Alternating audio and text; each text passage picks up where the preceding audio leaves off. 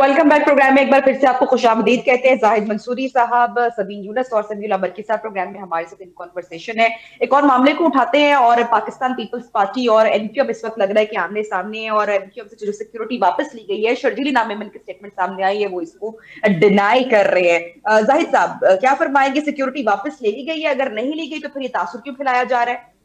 नहीं, सिक्योरिटी कल वापस रात को ले ली गई थी। कल तकरीबन रात के 12 बजे जितनी भी मोबाइल थी हमारे, जितने भी रहनुमाओं के पास, सबको वापस बुलवा लिया गया था। तो उसके बाद हमने आज प्रेस कॉन्फ्रेंस भी की थी, फारूक सत्तार भाई ने हमारे अपना। तो उसके बाद तमाम चीज़ें बताई कि भाई ये देखें, ये मसला चल रहा है, सिर्फ गुल प्लाजा पे बोलने की सज़ा मिल रही है। एंड देखें, पीपल्स पार्टी का जो रवैया है वो हमेशा से जाबिराना है, वडेराना है, और कभी भी वो जमहूरी जमात नहीं रही।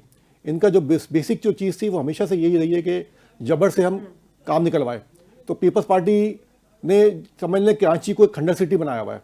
कराची हो, पूरा सिंध पूरा इस वक्त खंडर सिटी का नज़र पेश कर रहा है। तकरीबन इसको अब तक 2008 से लेकर अब तक ये सिंध पे काबिज हैं और इनको 25,000 अरब रुपये मिल चुके हैं NFC अवार्ड की मद में सिर्फ। और कराची वो वाहिद शहर है पूरे पाकिस्तान का जो 69% रेवेन्यू देता है वफाक को और 99% सूबे को देता है। लेकिन बदकिस्मती से ये कि 18वीं तरमीम में ये तय पाया था कि 140A के तहत हमें एक खुद मुख्तार लोकल कमीशन बनाया जाएगा। और नंबर 2 बात ये कि जो PFC अवार्ड, NFC अवार्ड के बाद PFC अवार्ड भी दिया जाएगा। PFC अवार्ड ये होगा कि जो डिस्ट्रिक्ट को जो पॉपुलेशन की बुनियाद के ऊपर और जो पावर्टी है, जो उनका एजुकेशन लेवल है, उसके ऊपर पैसे दिए जाएंगे। लेकिन बदकिस्मती से कि आज तक PFC अवार्ड की एक मीटिंग भी नहीं हुई और जो भी NFC अवार्ड के मन में पैसे आए वो सारे के सारे अयान अली लेकर दुबई चली गई और कोई पैसा भी इस वक्त कराची समेत पूरे सिंध में नहीं लगा। आप कहीं भी चले आए, लाड़काना चले आए, दादू चले आए, पूरे कराची को घूम लें आप।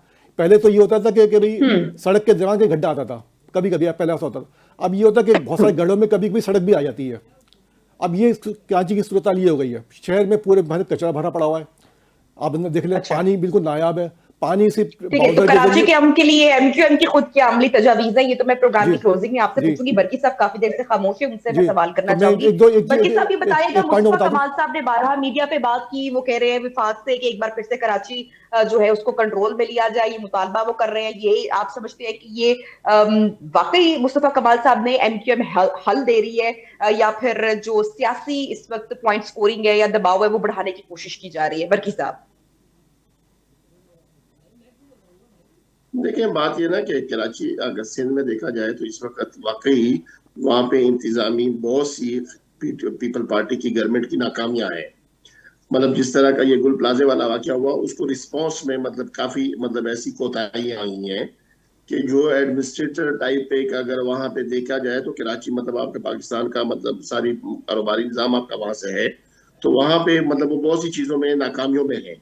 तो दूसरी बात उसमें यह है कि अगर ये मुल्क चलना है तो ये मुल्क तो सबका मुल्क है, सारे सूबे मुल्क है। जिस जिसकी जो जो जिम्मेदारी अगर वहां पे पार्टी की गवर्नमेंट की जिम्मेदारी है और एमक्यूएम अपोजिशन में है तो वो निशानदेही जरूर करेगी। तो निशानदेही करना भी जरूरी है और पीपल पार्टी को चाहिए कि वो अपनी सूबे की जो हुकूमत है उसको बेहतर करें। मतलब जिस तरह के पंजाब में काफी चीजें बेहतर चल रही है आपके सामने ही है, इसी तरह उनको भी चाहिए कि मतलब वो उस पर काम करें। ये तो मतलब अगर एमकेएम इस पे कोई बात कर रही है और उसके बेस पे उससे सिक्योरिटी वापस ले ली जाए या दूसरी मतलब बात करने की जाए तो ये तो कहीं पे भी कोई मुनासिब बात नहीं है। देखिए, एमक्यूएम ने मुस्तकिल एक ऑपरेशन भुगतती चली आई है। तकरीबन 92 से हमारे ख्याल कभी ना कभी ऑपरेशन चलता ही रहा है। यानी 40 साल हमें हो गए तो 20 साल तो हमने ऑपरेशन ही भुगता है। लेकिन अब जो पीपल्स पार्टी ने और जितने भी हमारे नसीरुल्लाह बाबर भी थे बेनज़ीर के दौर में, उस दौर में हमारी बहुत ज़्यादा शहादतें हुई, ऑपरेशन हुआ हमारे खिलाफ। फिर अब सेकंड दौर आया 2013 में भी हमारे खिलाफ ऑपरेशन किया इन्होंने पीपल्स पार्टी ने। और समझ लीजिए गुल प्लाजा की जो नाकामी है, समझ लें एक बहुत बड़ी नाकामी है।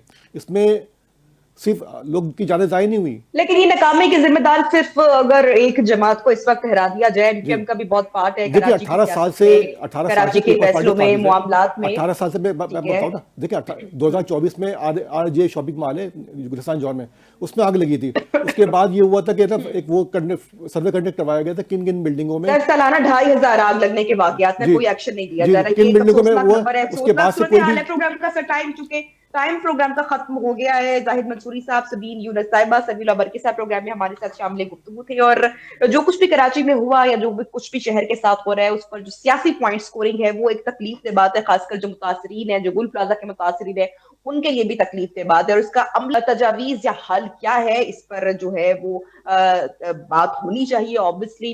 प्रोग्राम का नाज़रीन वक्त खत्म हो रहा है, इंशाल्लाह कल आपसे होगी मुलाकात नए मौजूद मेहमानों के साथ। अल्लाह हाफिज।